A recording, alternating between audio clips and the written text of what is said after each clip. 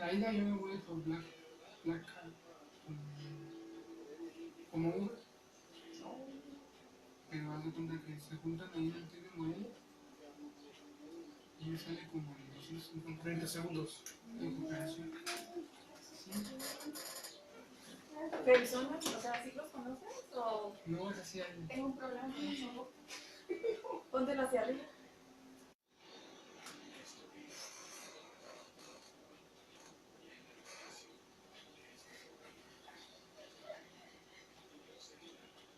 Levanta los laterales.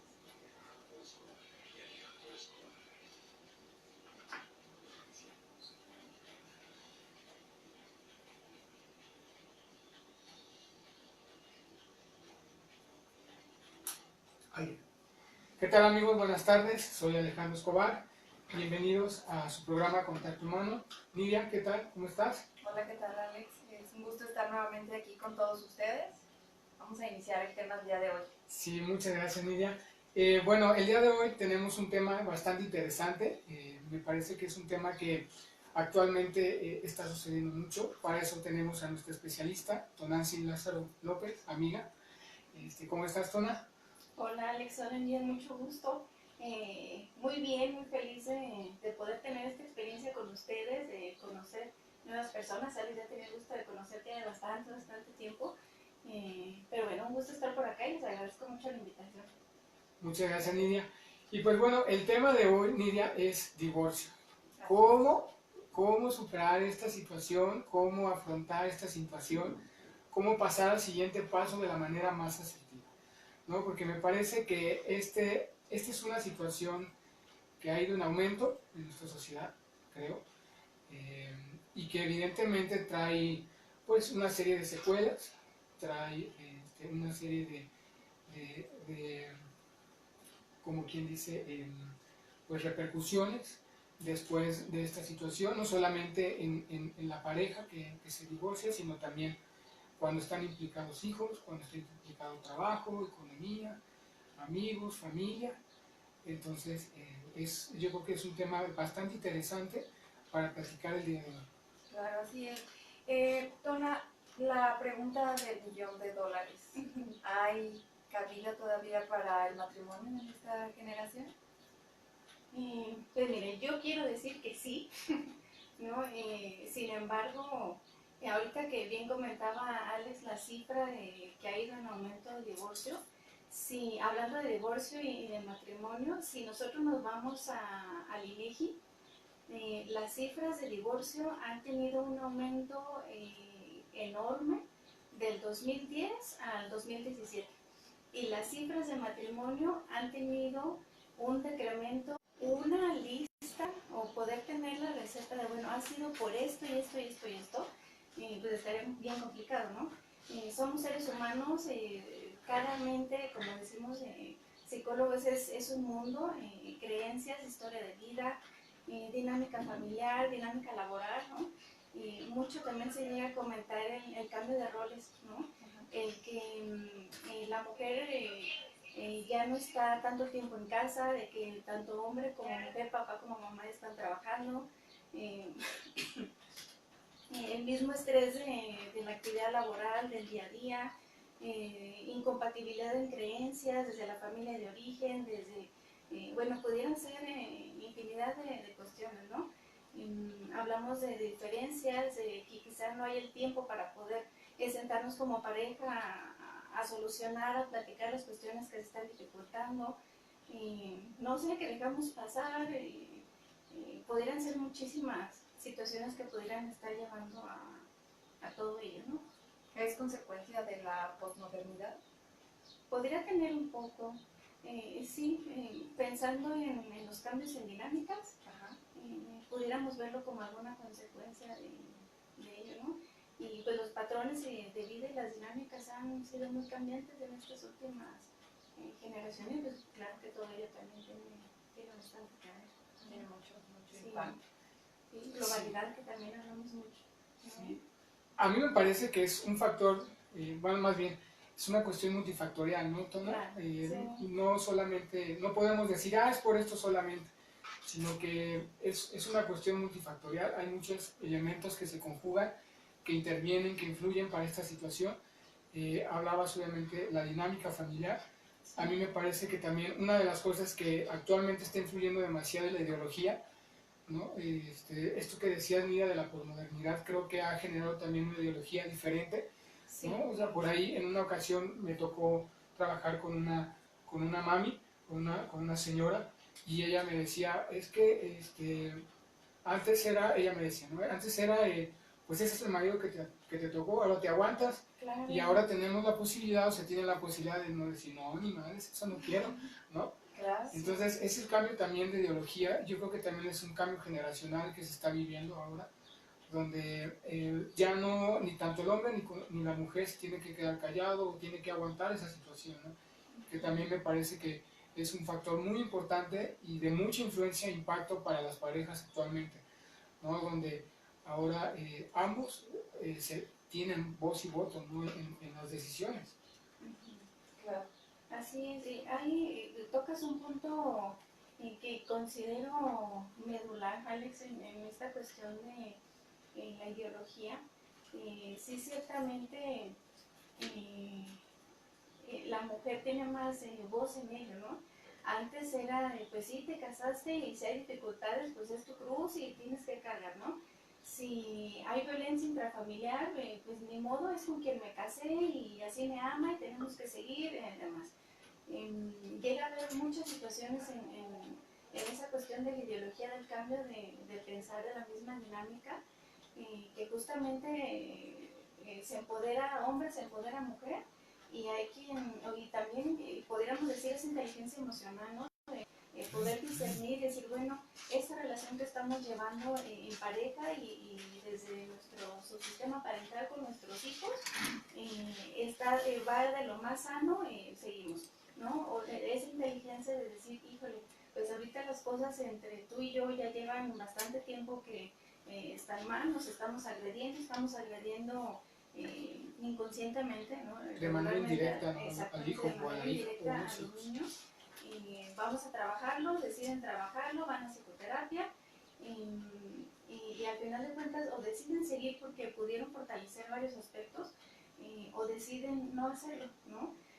Porque ya no está el tabú, el montón de mitos también que quizá más adelantito tocaremos en cuanto a la separación y el divorcio, ya es algo más aceptado, se tiene más la concientización sobre ello, las nuevas estructuras de la dinámica familiar en el que yo no es a fuerza una familia, el papá, la mamá y los hijos, sino que ya empieza a haber una tipología familiar muy distinta, ¿no? Que se empieza a difundir y se empieza a aceptar más y la gente empieza a tener más conciencia sobre ello, que es más sano en muchas ocasiones que papá y mamá estén separados, porque así las cosas funcionan mejor, porque yo como hijo o como hija estoy más tranquilo de ver a papá contento en casa de papá y de ver a mamá contenta en casa de mamá, más que cuando vivíamos los tres juntos y papá y mamá se la pasaban discutiendo y me generaba ansiedad y bueno, un montón de consecuencias que vienen con los niños, ¿no?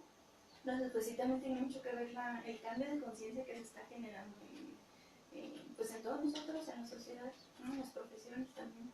Claro, yo dijiste, o más bien quisiera tomar un punto muy importante, Tona, que tú marcaste, esta parte, ¿no? Que decías, la cruz que te tocó cargar. Y creo que también eso es el cambio de ideología al que me refiero, ¿no? Ahora ya la mujer de repente ha generado esta conciencia, como tú dices, de que no es víctima, de que es activa, ¿no? De que puede tomar decisiones, de que puede ser cabeza de familia, de que puede trabajar, de que puede hacer cosas con mucho más libertad, y eso le ha quitado un poquito la carga de la victimización, ¿no? Como antes. Y también hay hombres ahora que no es el modelo clásico de, soy macho y soy el hombre de la casa, ¿no? Sino que ahora también puede hacer estas actividades que aparentemente estaban como muy identificadas para la mujer, ¿no? Como es hacer en casa, cuidar a los hijos, etcétera, etcétera. Entonces, yo creo que también eso ha influido un poco, ¿no? Donde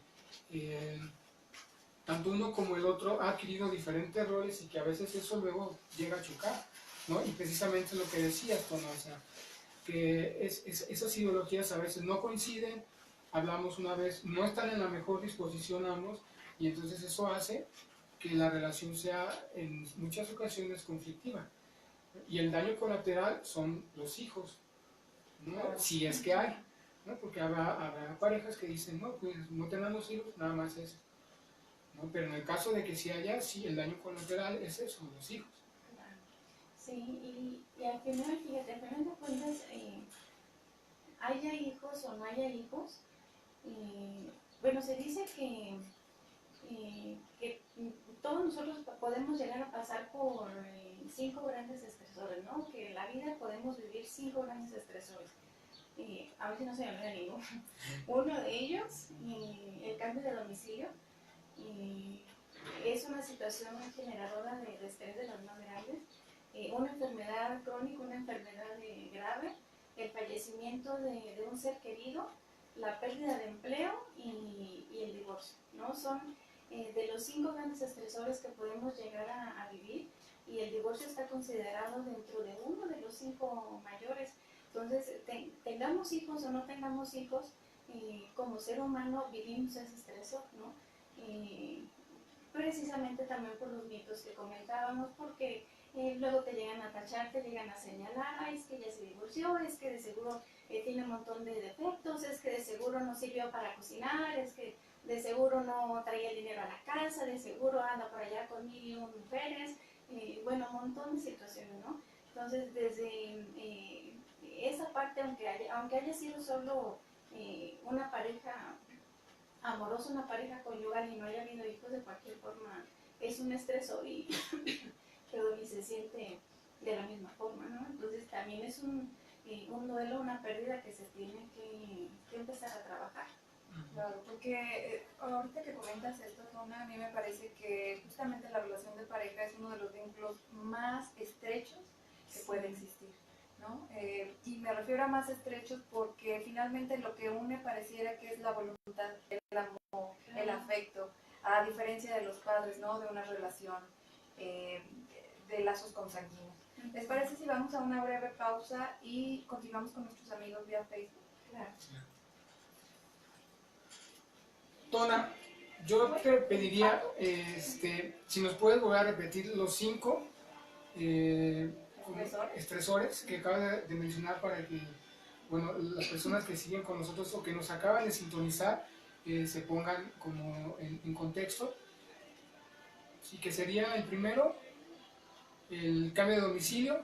Ajá, cambio de domicilio. Después. El fallecimiento de un ser querido. Ajá. Una enfermedad crónica o grave. El divorcio. Y la pérdida de empleo. Y la pérdida de empleo. Okay. Muy bien. ¿Cómo podemos identificar, Tona, que a lo mejor la relación de pareja está en una situación, digámoslo así, al borde o en el riesgo de divorcio? Pues mira, pudiera ser desde el hecho de que empieza a haber más momentos de discusiones de tranquilidad en casa, desde que mi estado de ánimo empieza a ser muy fluctuante, que empieza a cambiar bastante. Lo llegamos a ver también, no puedo identificarlo desde la conducta de mis niños, ¿no? De mi hijo, de mi hija. Se nota muchísimo, ellos notan muchísimo la tensión que llega a haber en casa, y lo primero es la escuela, ¿no? Donde se empieza a notar en las calificaciones, en que o si era muy participativo, que ya casi no participa, o si era muy tranquilo, que ya empezó a tener dificultades con los compañeritos, que empezó a discutir, a pelear con ellos. Pues sí, podrían ser justamente de los principales. ¿Por qué duele tanto una separación? Mira, bien, te escuchaba y decía, híjole, pues es que sí, realmente ese vínculo que se genera con tu pareja sentimental, pues sí es un vínculo muy distinto al que se tiene con tu papá, con tu mamá, al que tienes con tus hijos, al que tienes con un amigo, con una amiga, con la vecina. Es muy distinto. Está cargado de muchísima intimidad emocional, de muchísima intimidad física que con demás personas, ¿no? Que con los demás vínculos no están, ¿no? Entonces realmente es el entregarte en muchas formas que con otras personas no te entregas, ¿no? Y una relación muy distinta a todas las demás. Entonces, precisamente por todo ello es que llega a pegar bastante en lo emocional y otro tantito en lo cultural, en lo social, que era lo que también comentábamos antes del corte, el que van a decir. En muchas ocasiones desean esa separación, pero no la llevan a cabo únicamente por ello, por el que dirán, y por el que dirán, porque me aguanto y me espero, y es que qué va a decir mi papá, y es que qué va a decir mi mamá, y es que mis amigas, y es que, bueno, nos empezamos a llenar de muchísimos peros y de muchísimos bloqueos precisamente por la parte social, ¿no? Por la parte de cultura. Entonces duele muchísimo, implica mucho trabajo por esa entrega, por esa relación, por esa intimidad que se genera, pero por las expectativas que llegamos a generar también del vivir felices por siempre, ¿no? Que siempre marcan, pues claro que es sentir en que hemos fracasado, sentir que no servimos como pareja, sentir que no fuimos lo suficiente, un montón de estereotipos que nos empezamos a cargar a raíz de esa separación, y todos y cada uno de ellos son semillitas que van pegando en ese proceso, ¿no? En ese duelo.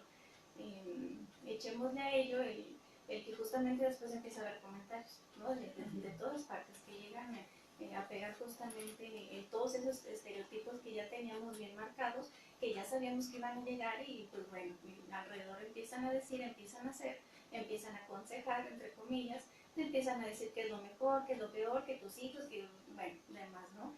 Regularmente cuando se habla de divorcio, cuando yo estoy en proceso de separación con mi pareja, con el papá de mis niños,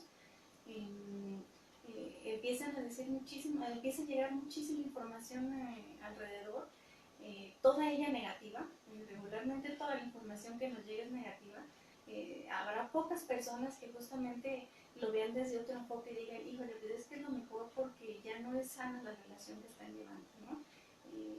Pocas veces lo llegamos a escuchar. Regularmente nos cargan de todo lo negativo que viene supuestamente por el divorcio, ¿no? Y de ahí también que viene un miedo muy grande a esa palabra. Claro, sobre todo porque me parece que hay como, es un duelo que hay que vivir, pero de muchas maneras. Sí. Un duelo primero en lo individual, justamente de retomar como tu vida, porque pues es como ir en pequeñas etapas, ¿no? Sí. Pero sobre todo la parte social donde se estigmatiza, pero sobre todo sí se le carga más a la mujer que al hombre, ¿no?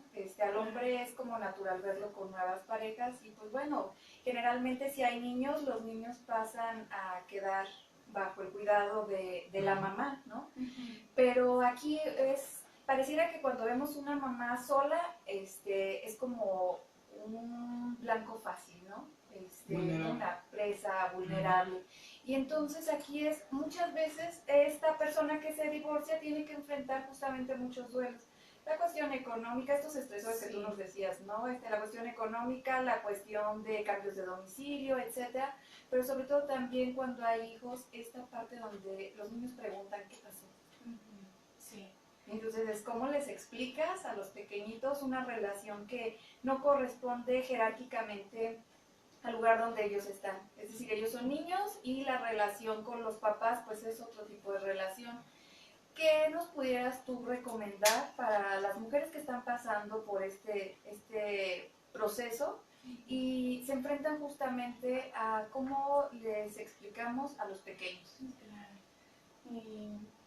Sí, tienes mucha razón.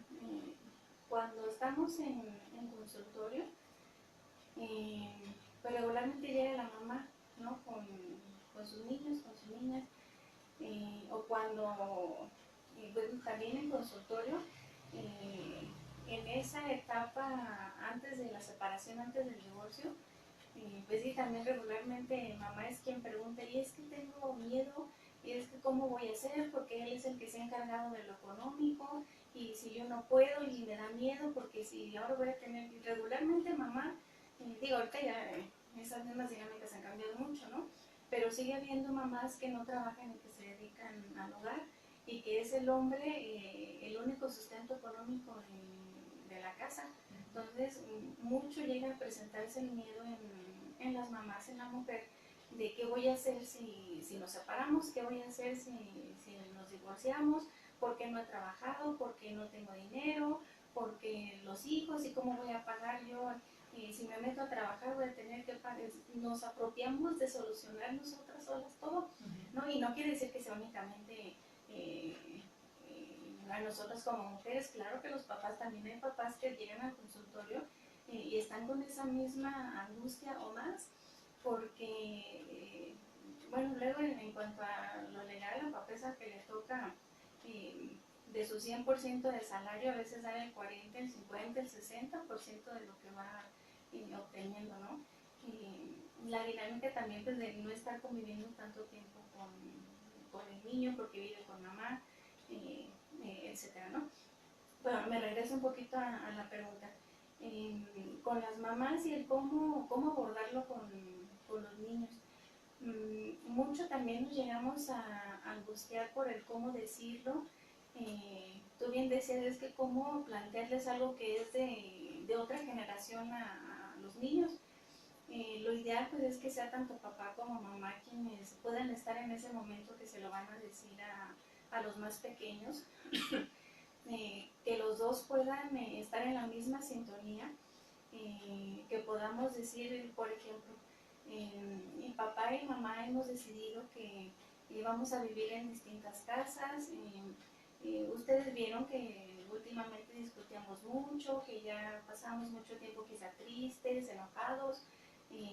Intentamos estar lo más felices posibles, pero vemos que quizá las cosas van a estar mejor. Mi papá y mamá vivimos en casas distintas, los vamos a seguir queriendo, jamás van a dejar de ser nuestros hijos. Nosotros jamás vamos a dejar de ser tu papá, tu mamá. Te voy a seguir queriendo igual. Algunas cosas tendrán que cambiar. Por ejemplo, si papá los llevaba a la escuela y ahora van a estar con mamá, pues mamá los va a llevar a la escuela, pero yo voy a poder pasar por ustedes. No sé, como quitarle, como bien decía Alex hace rato, quitar ese discurso de victimización.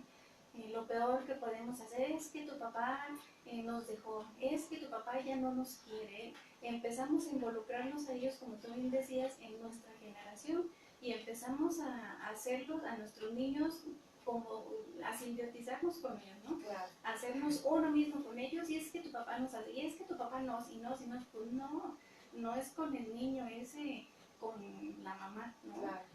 Tona, esto en la parte de psicoterapia se llama parentalizar, pero para todas las personas que nos están viendo vía Facebook, que nos están escuchando, ¿por qué es tan patológico esta parte justamente de ir parentalizando, simbiotizando a los hijos? ¿Por qué es tan nocivo? Porque a veces pareciera como que no tiene repercusión, pero ojo, emocionalmente tiene un impacto terrible. Enorme. Sí, desde el que parentalizamos a nuestro hijo, a nuestra hija, es estarle dando responsabilidades de un adulto que no le corresponden a ellos, ¿no? Desde el simbiotizarnos con él es hablar por él mismo, por nuestro hijo, nuestra hija, creer que piensa, que actúa, que siente exactamente igual que nosotros, o llevarlo a que sienta, piense y actúe igual que nosotros, ¿no? Hay otro término que de hecho ya está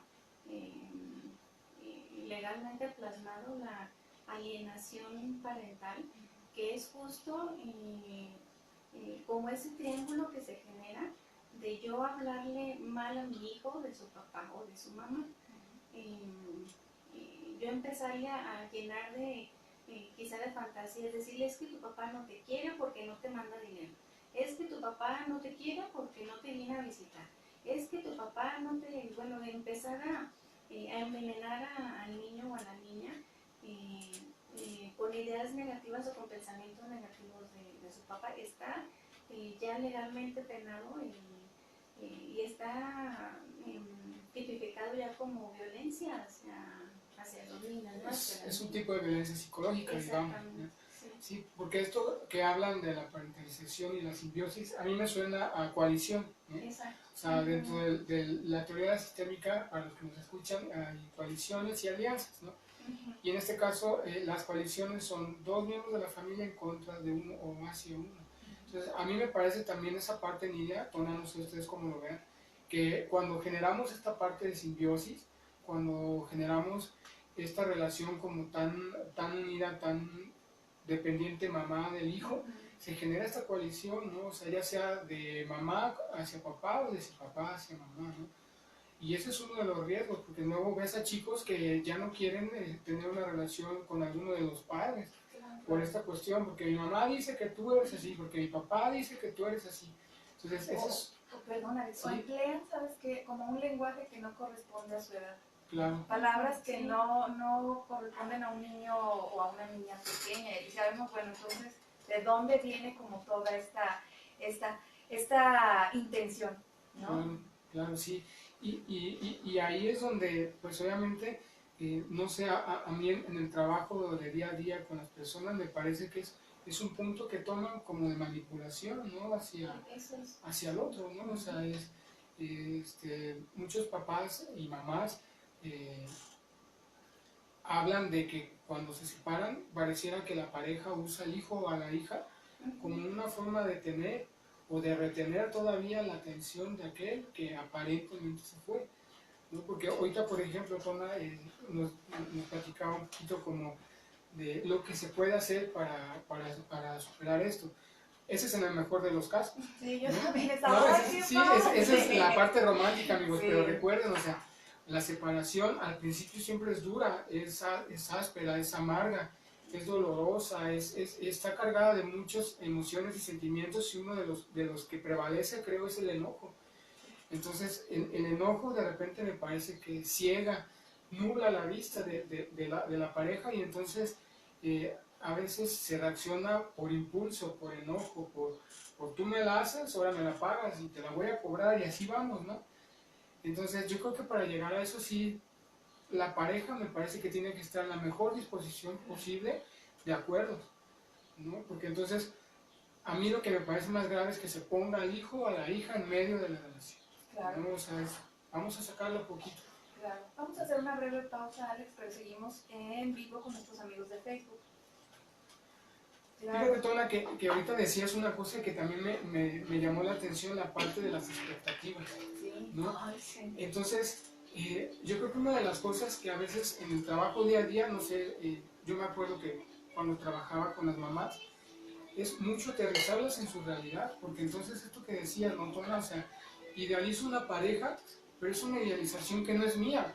Viene cargada de los patrones de conducta, viene cargada de lo que mi papá y mi mamá me dijeron, de los introyectos que yo vi, y entonces yo la idealizo, ¿no? Y entonces cuando no la tengo es como que, ¿qué pasó? O sea, ¿dónde está esa pareja que se supone que yo iba a tener y que no tengo? Sí, pero tú también, ¿qué estás haciendo?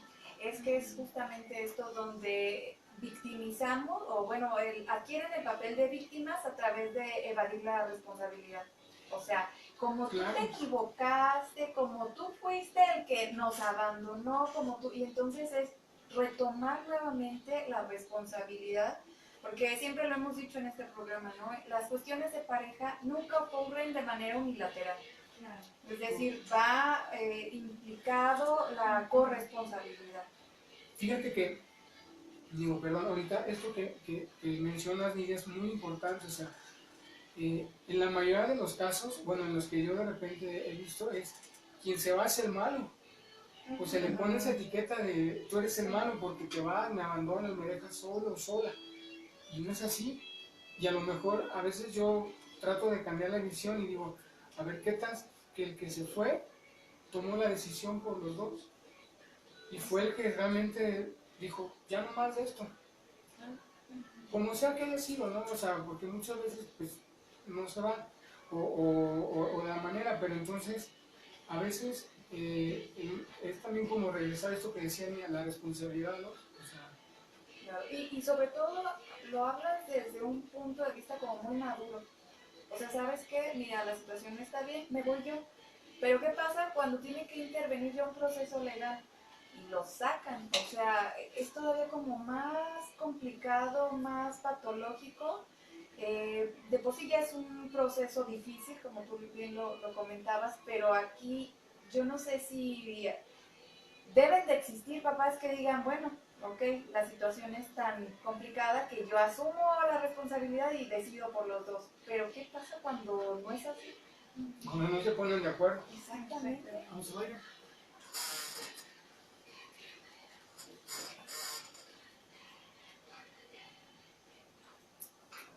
Amigos, regresamos. Y bueno, Tona, me gustaría también preguntarte cuáles serían como los pasos a seguir, o no sé si pasos o cómo establecer metas, objetivos para que un divorcio sea asertivo. O sea, que yo pueda, como lo dice el programa, superar esto. Pues mira, Alex, lo primero, y bueno, ahorita en la pausa también comentábamos, bueno, en resumen era la conciencia que nosotros como adultos tengamos de ello, ¿no? Claro que el ejemplo que daba pues sí sonaba muy bonito, muy romántico, muy tranquilo y demás, ¿no? Pero ciertamente la mayor de los casos es toda una complicación el poderlo decir. Muchas veces no lo decimos y nada más vi que se salió papá, que ya se fue y no regresó, que hubo una discusión muy grande en casa y mi mamá me llevó con ella y mi papá se quedó y nos fuimos a casa de los abuelos. Bueno, la mayoría de las ocasiones llega a ser de lo más complicado, y todo ello va a nosotros adultos, a cómo estamos manejando nuestras emociones en ese momento, si lo estamos controlando o estamos dejando que nos sobrepase. Y es que todo ese impulso, todas esas emociones, todos esos sentimientos, dejamos que tomen el control y pues las cosas salen de ese espacio, ¿no? De ese cuadrito. Entonces, lo principal, que es algo con lo que yo considero que debemos estar trabajando todos día a día, estemos con una relación estable o estemos con mayor razón en ese proceso de separación o que las cosas estén complicadas con nuestra pareja, lo principal es esa conciencia emocional, el poder identificar sí cómo me estoy sintiendo, empezar a canalizar todo ello y no dejarme llevar por el enojo que estoy sintiendo en ese momento, buscar que salga una alternativa para en ese momento que lo estoy sintiendo poderlo sacar sin dañarme yo y sin dañar a quienes están a mi alrededor, contando a la pareja, contando los niños, ¿no? Iría primero, como es el primer pasito, el empezar a trabajarnos emocionalmente para gestionar cada una de esas emociones que van surgiendo, que no sea dañino ni para mí ni para quien está a mi alrededor. Otro punto, mantener a nuestros niños al margen de lo mayor posible de lo que está sucediendo o de esas dificultades que empezamos a tener como pareja. Ellos no tienen ni por qué saber que hubo una segunda pareja, perdón. No tienen que saber si el papá da o no da dinero, si, no sé, todas esas cuestiones que son de adultos, que son de la pareja, mantenerlos al margen de los niños, ¿no?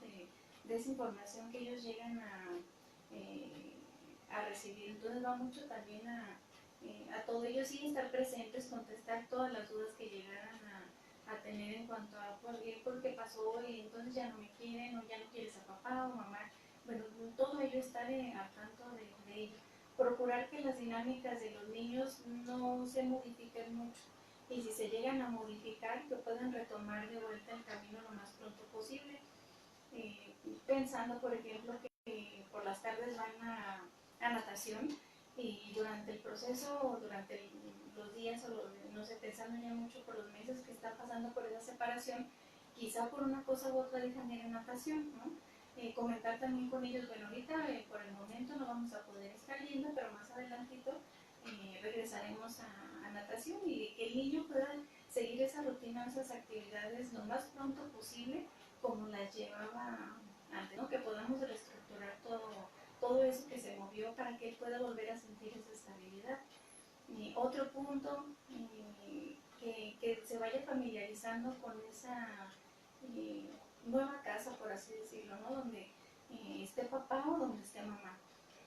Las reglas que hay en una y en otra, lo ideal sería que tanto papá como mamá pudieran tener ese acuerdo en cuestiones de la escuela, de las actividades por fuera, de la hora de dormir, no sé, por ejemplo, en el 0 dulces antes de la comida, que tanto papá como mamá en ambas casas lo pudieran cumplir. Sería lo ideal porque es a lo que el niño estaba acostumbrado, no le cambiamos de taco la dinámica o las rutinas que tenían. Sin embargo, pues también va a depender mucho de papá y de mamá. Hay reglas en casa de papá que seguramente serán muy distintas de las reglas que hay en casa de mamá y tenemos que empezarlo a trabajar y tenemos que manejarlo así. Luego pasa mucho que dicen, es que mi papá me deja jugar en el Xbox hasta las 11 de la noche y tú ya me lo quitaste y son las 9. No, ok, pues sí, pero esas son las reglas en casa de papá. Aquí en casa de mamá apagamos el Xbox a las 9 de la noche, ¿no? Y empezamos a gestionarlo y empezamos a llegar a esos acuerdos también con ellos y no les modificamos tanto la rutina o la dinámica que ya tenían. Otro punto importante que tengan esa convivencia tanto con papá como con mamá, ojo, siempre y cuando papá y mamá o papá o mamá no dañen física y emocionalmente al niño, ¿no? Digo, por alguna cuestión también en lo legal se llega a dar la custodia más a uno que el otro, por eso también podemos pensar en tantos niños que son acogidos por el DIF, por muchos tipos de violencia, ¿no?, que llegan a tener. Pues no podemos decir, no, tiene que estar con su papá, pues bueno, hay de razones a razones, ¿no? Pero es importantísima la convivencia con ambos. No podemos, si es un papá funcional, un papá sano, una mamá que aporta, no podemos prohibirle jamás al niño o a la niña, ni a papá ni a mamá, poder tener esa convivencia con ellos, ¿no? Todo ello nos iríamos también a lo que comentábamos hace rato sobre la parentalización, sobre la simbiosis, sobre esa alienación que se llega a generar. Todo ello recae en ansiedad, ¿no? Y los índices de ansiedad en niños y en adolescentes van cada vez más en aumento, exactamente, y ya sería también como tema para más, para ahondar más, ¿no? Pero justamente todo ello lleva a esa ansiedad, a generar esa ansiedad en los niños. De pequeños pues no encuentran no tienen tantas herramientas como nosotros adultos para canalizarlo, para trabajarlo, y pues es luego que empieza a surgir la enuresis, por ejemplo, hipopresis, los trastornos de sueño que van también de la mano con la ansiedad, el consumo de sustancias ya en nuestros adolescentes, que bueno, yo ahorita por allá de los 8 o 9 años ya estamos viendo consumo no solo de tabaco, ¿no?, de marihuana, que es también de las primeras drogas, y mucho el consumo llega a ser porque eso hace que se me pase el enojo, porque eso hace que se me pase la tristeza, porque eso hace que no me acuerde. La ansiedad. Exacto, es justo eso. Todo ello me ayuda, digo entre comillas, porque no es una ayuda, me hace que no me sienta con esa ansiedad. Y si nosotros como adultos podemos, el primer punto que decía, podemos empezar a trabajar nuestras emociones y a gestionar ese control, cómo lo estamos expresando, cómo lo estamos manejando, y no involucramos a los niños bueno, a los más pequeños en esa dinámica o en esas dificultades que como adultos estamos teniendo, es un alivio, será un alivio para ellos, ¿no? La ansiedad disminuirá de una forma tremenda, y los vínculos que ellos más adelante generarán serán muy distintos, ¿no? No será, no estamos exentos de las discusiones y malentendidos y demás, ¿no? Pero podrán tener un ejemplo muy sano de cómo ir llevando las cosas, de cómo yo gestiono mis emociones, cómo expreso mi enojo, cómo expreso mi tristeza, cómo protejo, cómo demuestro que quiero, bueno, todo ello, ¿no? Implica mucho también la parte del lenguaje, Tona, Sí. porque a veces pensamos, ningún papá en su sano juicio estaría como consciente, bueno, sí hay, pues, pero estaría como dispuesto a dañar, a lacerar a su hijo, ¿no? Pero hay aspectos que son tan sutiles que no alcanzamos a percibir. Por ejemplo, cuando el papá se va, ¿no? Y una de las cosas que yo escucho mucho es, a ti te toca ser el hombre de la casa. Y entonces yo les digo, no, espéreme, o sea, no puede ser el hombre de la casa porque es el niño de la casa. tenemos que salvaguardar también la integridad de los pequeños, Los roles. no exactamente, no sobrecargar de un rol, que ya de por sí está viviendo el niño un duelo, lo sobrecargamos con un rol, entonces imagínense como esta carga tan emocional tan grande que va a tener el pequeño. Cuando a veces también hablamos en plural, ¿no? Es que tu papá nos abandonó. No, a ver, espérate, o sea, fue una ruptura de pareja, pero el vínculo permanece y va a ser perpetuo con los hijos. Sí. Es tan importante estos aspectos que a veces no nos alcanzamos a dar cuenta, o cuando a veces decimos, es que no le estoy echando mentiras, la mamá es tal y tal y tal. Por muy enojados que estemos con nuestra pareja, es importante tener como ese control de decir, a ver, espérame, no puedo hablar de esto con este pequeño. Puedo hablarlo con un terapeuta, con un padre, con las amigas, con quien ustedes quieran, pero con los niños no. Justamente por esto que tú nos acabas de comentar, la ansiedad que se genera en los pequeños es muy diferente a cómo se genera en los adultos. Los adultos tenemos la posibilidad de poder verbalizarlo. Los niños todavía es más complicado poder verbalizarlo porque ni siquiera saben qué sienten o cómo lo están Claro, viviendo. y te diría que entre comillas los adultos lo verbalizamos, porque realmente luego a veces nos cuesta o cuesta mucho trabajo la parte de exteriorizar mis emociones, ¿no? O sea, esto que decía Tona, al escuchar como todos los pasos que a lo mejor recomienda yo también creo que aquí tiene que ver mucho la comunicación, ¿no? O sea, la parte de comunicación clara y directa, ¿no? Entre los padres. La empatía, la escucha activa, ¿no? Que luego, por lo mismo que están a lo mejor en el enojo por la separación, dejan de escucharse, ¿no? Y dejan de poner atención. Y entonces solamente de repente el actuar o la comunicación es agresiva, ¿no? Es violenta. Y entonces eso no hace que evidentemente se llegue a lo que decía Tona, ¿no? O sea, a mí me llamaba la atención que tuve dos casos de papás, que la mamá fue la que se fue, ¿no? Entonces, de repente ellos me decían, es que no sé qué hacer, porque aparte tengo una hija, ¿y cómo le hablo de esto? ¿No? O sea, ¿cómo le voy a hablar de su periodo? ¿Cómo le voy a hablar cuando crezca? ¿Cómo le voy a hacer cuando se vista? ¿Cómo le voy a hacer? Entonces, son situaciones que luego sobrepasan, como decía Tona, ¿no? O sea, a veces no es que yo controle las emociones, es que las emociones me van a controlar, ¿no? Vamos a hacer una breve pausa, pero seguimos en vivo con nuestros amigos de Facebook. Claro, esto es súper importante porque ahorita tú tocas algo bien así como que pocas veces sale a la luz. Cuando el papá se queda bajo la guardia y custodia de los pequeños o de las pequeñas, ¿no? Es complicado porque también los papás vienen de de una cultura donde no se habían involucrado. Afortunadamente ya esto no está pasando. Claro. En la actualidad hay papás que por supuesto que se involucran, por supuesto que me encantó cuando tú decías padres funcionales. Nunca dijimos padres perfectos, ni padres excelentes, ni padres brillantes. Padres funcionales que pueden tener sus defectos, pero que están cubriendo o que están cumpliendo la función de nutrir justamente a estos pequeños. Lamentablemente, pues sí es un número muy reducido de papás que tienen como esta conciencia de funcionalidad de lo que les corresponde hacer tras un proceso de separación. Porque como comentaba Alex, ¿no? Hay implícita la violencia, está implícita el dolor también, ¿no? De esta separación, de este fracaso, como a veces socialmente se llama.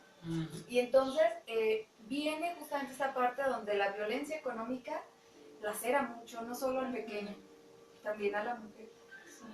Sí, es que va mucho a esos roles de género, ¿no? Lo que nos va tocando, y bien decías ahorita, tanto el padre y madre de familia son quienes se están involucrando dentro de la crianza de los hijos, la protección de los hijos, la manutención de los hijos, el cuidado de la casa. Ya es papá y mamá quienes están al tanto de todo ello, y qué mejor que los dos estén presentes, que los dos estén viviendo todas esas cuestiones que Alex ahorita comentaba de aquel papá, que también la mamá lo llega a vivir y justo pensaba y decía, bueno, es que tanto papá como mamá, quien se queda con los hijos, sea el papá o la mamá, pues claro que llega esa ola de responsabilidad, ¿no? De ahora cómo lo voy a hacer con mi hija, y su mamá se fue y ahora voy a tener que trabajar y yo soy el que trabajaba y ahora y ella nos cuidaba y ahora yo lo voy a tener que trabajar y yo voy a tener que cuidar y voy a tener que, bueno, todo esto. Sí, ¿No? porque llega de golpe, o sea, en realidad no es así como se va paulatinamente,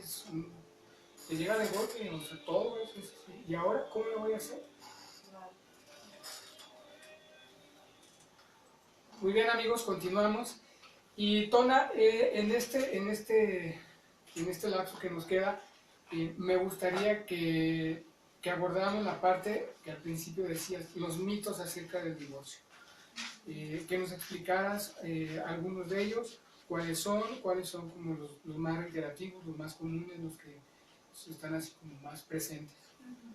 Pues mira, el más común, el que de plano se escucha siempre en la consulta, el que le va a hacer muchísimo daño a los hijos, el que su papá y su mamá se separen. Y es el que nos mueve muchísimo, es el que nos lleva al consultorio y es el que seguimos trabajando como papá y como mamá a lo largo de, yo creo que queda como esa semillita a lo largo, a paso de años, de muchísimo tiempo.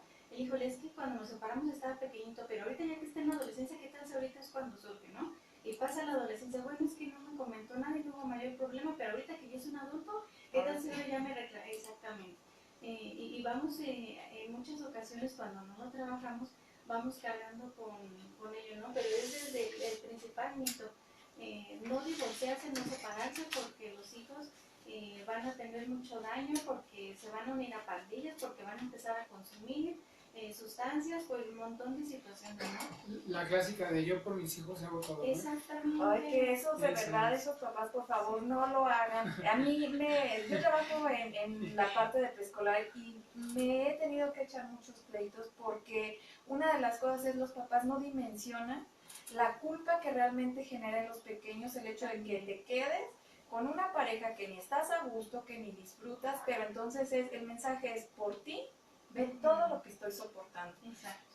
Nuevamente retomamos esta parte donde victimizamos tanto a uno como a otro. Martirizarnos. Es que yo no me salgo y no dejo a mi esposa porque, pues es que mis hijos están pequeños. Pero ojo con esto, amigos, no quiere decir ni estamos apoyando esta parte ni estamos alentando al divorcio, sino que simplemente lo que decía Nidia hace un rato, es hagámonos responsables de nosotros mismos, ¿no? O sea, no es el hecho de que, es que dijeron que... En contacto humano ajá, dijeron que... No. Es simplemente hacernos responsables, ¿no? ¿Cuál sería otro, Tona? ¿Cuál sería otro mito que a lo mejor es como muy frecuente? La cuestión de ya no vas a tener nadie más que te quiera con un niño o que te quiera, bueno, hablando de mujer y de hombre, ¿no? Ya no vas a encontrar ninguna otra pareja que te vaya a aceptar con encargo, que te vaya a aceptar con todo y niños, te vas a quedar solo o sola para siempre, ¿no? ¿Quién va a querer una mujer con un niño? ¿Quién va a querer un hombre con un niño? Pero a ver, chicos, ¿esto es un mito o es una realidad? Completamente mito. Bueno, tiene tanto, digo, volvemos a esa parte de la ideología, ¿no? Uh-huh. ¿Cierto? Hay personas que, pues sí, parejas que realmente no aceptan o no se abren la puerta para iniciar una relación con alguien que ya tiene un niño, como hay del otro lado, ¿no? Que no ve ningún inconveniente y se empiezan a familiarizar bastante y se empiezan a encariñar bastante con ellos. Pero volvemos a esto, ¿no? Esto que decía Ni es una pregunta muy buena, porque entonces volvemos a la parte de la idealización de la pareja, ¿no? Entonces como a mí me dijeron que una familia tiene que ser, como decía Tona, papá, mamá, hijo, entonces yo me generé esa idealización y entonces cuando me dicen esto, de nadie te va a querer, lo creo, pero al final de cuentas es una fantasía, es una idealización que yo tengo. Pero cuando yo lo creo y lo actúo, ahí sí lo convierto en realidad. A mí me parece que socialmente todavía no estamos del todo listos como para tener esa apertura de, bueno, no tiene nada malo estar con una mujer o con un hombre que ya tiene hijos. Afortunadamente esto está cambiando, pero esto impacta tan fuerte que no es solamente en una cuestión de pareja, o sea, inclusive hasta en cuestiones laborales. Tú vas a una entrevista y eres, no sé, madre soltera o una madre divorciada y tienes a los hijos y entonces sabes que tienes el puesto perfecto, el currículum perfecto, estás ideal para esto, pero tienes un hijo. Y entonces, o sea, socialmente sí es una lucha constante de día a día que viven muchas mujeres, que tenemos que justamente cambiar ese chip. Bueno, hace 100 años sí mi abuela se aguantaba, ¿no? Del abuelo que le tocó. Hace 50 años, mamá también aguantaba. Pero afortunadamente, y digo afortunada porque este tipo de espacios tenemos la posibilidad de hacer como una injerencia en el pensamiento de las nuevas generaciones. Es decir, tienen las mismas capacidades, pero también socialmente, cómo nosotros estamos aportando o apoyando a alguien a un papá que es un papá soltero, ¿no? Porque está la burla. Ay, ¿a poco existe? Ay, y tú lavas, oye, cosas por el estilo, ¿no? Y con las mujeres igual. No, pues seguramente abandonó a los niños y entonces ya tiene 1, 2, 3, 5, 10 parejas. Entonces, no. El principal aliado que podemos tener que podemos ayudar a estas personas es no juzgar. No juzgar Sí, la historia que no conocemos. claro. Creo que en las historias de pareja siempre está el lado A y el lado B. Sí. Y ninguno de los dos lados es bueno ni malo, simplemente son situaciones, ¿no? O sea, yo creo que también eso es lo principal. O sea, me parece que tanto uno como el otro tiene su historia, tiene su percepción, tiene su manera de ver las cosas, y es así, ¿no? O sea, y lo que dicen, y ya, tratar de no juzgar. ¿Cuál otro, Tonita? ¿Cuál otro podrías decir? Si les había comentado al inicio el de la familia perfecta, el de la familia que debe de ser, que una familia solamente es el papá, la mamá y los niños, y mucho llego a escuchar también que dicen, es que si nos separamos ya no vamos a ser una familia, es que si nos separamos mi niño ya no va a tener una familia. Hacemos el alto y decimos, bueno, una familia es el papá y sus niños. Una familia es mamá y sus niños. Desde que está ese adulto protector, ese cuidador, esa figura de protección y ese menor, sea uno, sean dos, además, al final de cuentas es una familia y el niño no pierde esa familia, ¿no? Y desde ahí cambiamos también la conciencia del niño, de qué feo escuchar a un niño realmente decir, es que ya no tengo familia porque mi papá no está, porque mi mamá no está. El impacto que le generamos al niño de decir, no tengo familia, no tengo ese núcleo, no tengo esa protección.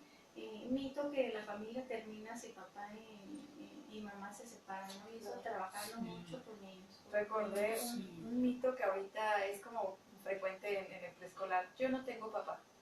Y entonces es como cuando yo oigo eso es aterrada, ¿no? O sea, ¿cómo? Sí. ¿Cómo? Pues es que mi mamá dijo que no tengo papá. Uh-huh. Exactamente, esa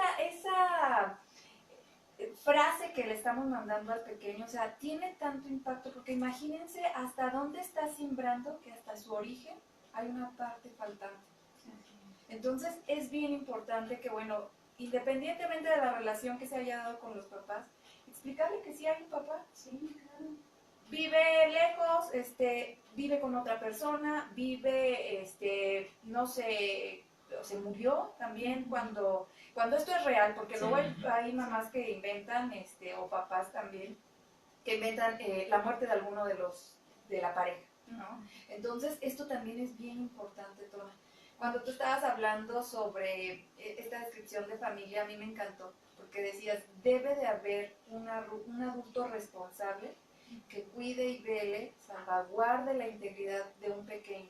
Esa es finalmente parte de una intención de una familia, Sí. el cuidar y el velar de sus miembros. A mí me ha tocado incluso donde papá y mamá dejan de hacerse responsables del niño o la niña, y entonces ahí está el abuelo, la abuela, los tíos, Y el también hermano, esa es una familia. ¿no? Sí, Y también es claro. una familia, ¿no? Me acuerdo que con un chaparrito una vez trabajamos eso, es que ya no tengo familia. Bueno, ¿y tu mamá qué es? ¿Dónde vives? Con mis abuelos y mi mamá. Tus abuelos son tu familia, ¿quién más? Y luego van mis tíos y mis primos, esa es tu familia, ¿no? O sea, como que tratar también de ampliar el panorama y la visión del niño y la niña, ¿no? Incluso del mismo papá y del mismo hermano, o sea, que la familia no solamente es papá y mamá e hijos, sino que hay otras cosas, ¿no? Otras redes. Otras redes, otras maneras de ver, familias monoparentales, familias reconstruidas, Sí, ¿no? Entonces, y ahorita ambos tocan un tema muy importante, la resiliencia, ¿no? El hecho de que sí, no en todos los casos es papá biológico, mamá biológica quien está, ¿no? Si nos vamos pensando yo ay, se me fue este libro, Los patitos feos, de Boris Cyrulnik. Justamente él, todos los relatos que hace de esos niños que quedaron sin esa figura de protección biológica, papá o mamá, fueron acogidos en orfanatos, en casas, y pasaron por diferentes familias, por diferentes personas, y aún así salieron adelante de esa adversidad, ¿no? Lo que decían de esa cuestión de la resiliencia. Lo importante es que el niño tenga esa figura de protección antes, durante y después, esa protección del adulto que le ayude a salir adelante de esa dificultad, de esa crisis. Claro. Tona, el tiempo se nos ha acabado, pero ¿dónde te podemos encontrar? Ay, sí, con todo gusto. Yo pertenezco a la Asociación Michoacana de Terapeutas Familiares, actualmente soy la presidenta. Nos encontramos detrás de CU, en la calle Nicolás Bravo, número 1826, consultorio 6, en la colonia Villa Universidad. Nos encuentran también en Facebook, igual a AMITEF, Asociación Michoacana de Terapeutas Familiares. Por ahí viene el número de WhatsApp para que también nos puedan contactar. Si quieres, lo puedes dar al aire. Ay, el número ahorita no lo tengo. Okay. Entonces, Sí. pues Ok. bueno, vía Facebook. vía Facebook, Sí, ahí la encuentras. Sí, se los debo el número. Ok.